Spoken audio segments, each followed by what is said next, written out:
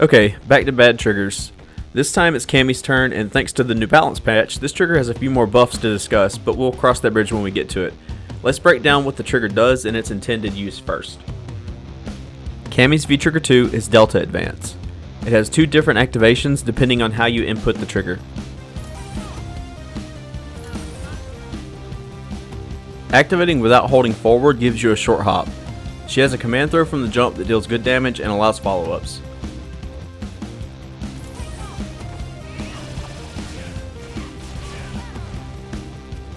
It can be ducked, however.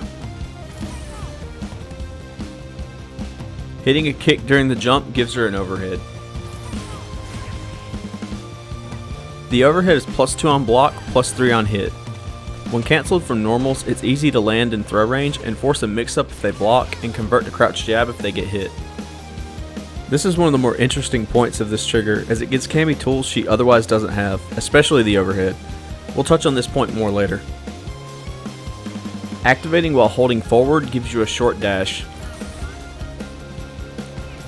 When activating off her back strong or any heavy normal but her sweep, it's plus on block. The rest are between 0 and -7, so not worth using. The new cancel on EX drill is also plus on block. With trigger active, you can still cancel normals into the dash, but it's only plus if used off of crouch fierce. Back strong and stand fierce are only -1 though, so you can try to catch your opponents asleep at the wheel or trade with 4-frame characters.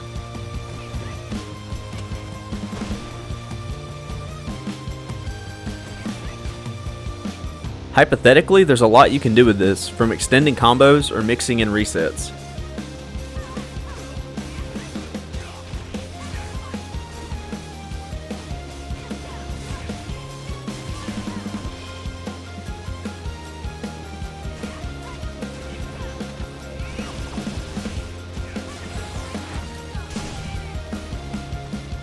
So why is this trigger not used?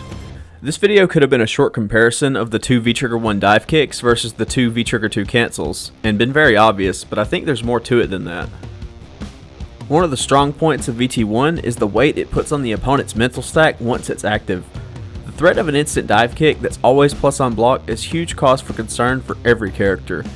The general best option versus it is to not attempt to anti-air for most characters due to the risk-reward being heavily skewed in favor of Cammy. With just the threat of the dive kick, Cammy can get away with taking more risks if her opponents are trying to play passively to avoid getting clipped by a random dive kick. The aforementioned risks can include dash up button or throw, or she can use the sphere of air approaches to get away with normal jump ins, or empty jump lows.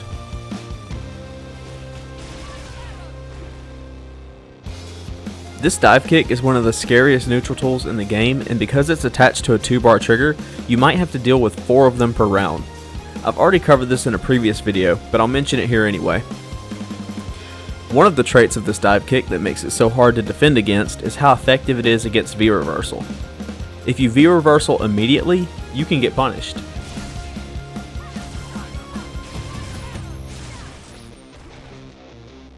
If you delay your V-reversal, Cammy can throw you fairly easily.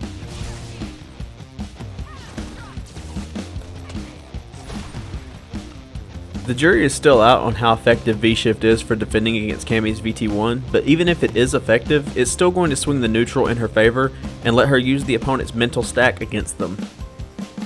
Compare this to how V Trigger 2 handles V-reversals.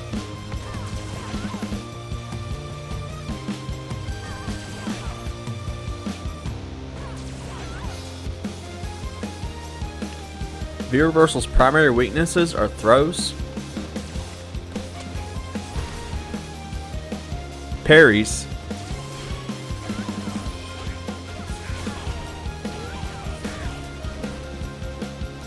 and armor.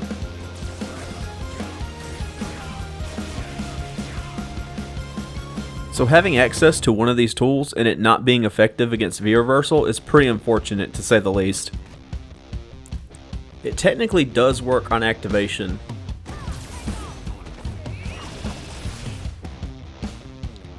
but good luck surprising your opponent with that after you just froze the screen. I find this subject more interesting than the previous triggers we have covered in this series because the reasonings are so different. Ryu V Trigger 2 might be his preferred trigger now, ironically, but pre-patch the reason it was bad was because it did the same thing as his V Skill 1. Nash used VT1 primarily because of how weak his kit was defensively and how reliant he was on V reversal. Cammy's V Trigger 2 actually gives her things she clearly lacks, but the cost to access them is giving up her strongest tool.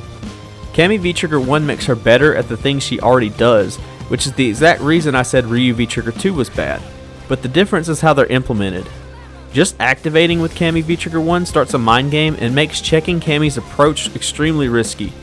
It doesn't help that both the V Trigger 2 overhead and command grab are tied to a jump animation that makes them easier to react to. Obviously the idea of Cammy's V Trigger 2 was to put you in a mix-up where if you're standing, you risk getting grabbed, and if you're crouching, you risk getting clipped by the overhead. But you can now just V-shift on reaction to the activation, and V-reversal or V-shift the second jump or dash, so the mix-up is weaker now than it was before. Throughout the entire video, we haven't even mentioned Cammy's other V Trigger 1 specials, and for good reason. The Fail has stated a few times that he thinks if Cammy V Trigger 1 only enhanced her dive kick, it would still be better than her V Trigger 2, and I completely agree. Ironically, if her V Trigger 1 only buffed her dive kicks in this way, she would lose some damage on her cash out combos, but gain damage on her activations, since most Cammy players value the trigger time very highly and don't want to spend it on activation combos with additional scaling, so they usually end their combo in sweep. Some would argue that hypothetical change isn't entirely a nerf as it does net some benefits for Cammy. Unfortunately, V Trigger 2 just doesn't offer anything worth giving up V Trigger 1 dive kick, and I don't think it's within reason to expect or even spitball potential buffs to make it so. I think Capcom phoned in this trigger for balancing because if Cammy even got a matchup specific V Trigger to help her against her bad matchups, she might be too strong. I think it's best if she stays about where she is, leave her triggers alone, and adjust her other tools and frame data. That's all I have. Thanks for watching. Cammy wins.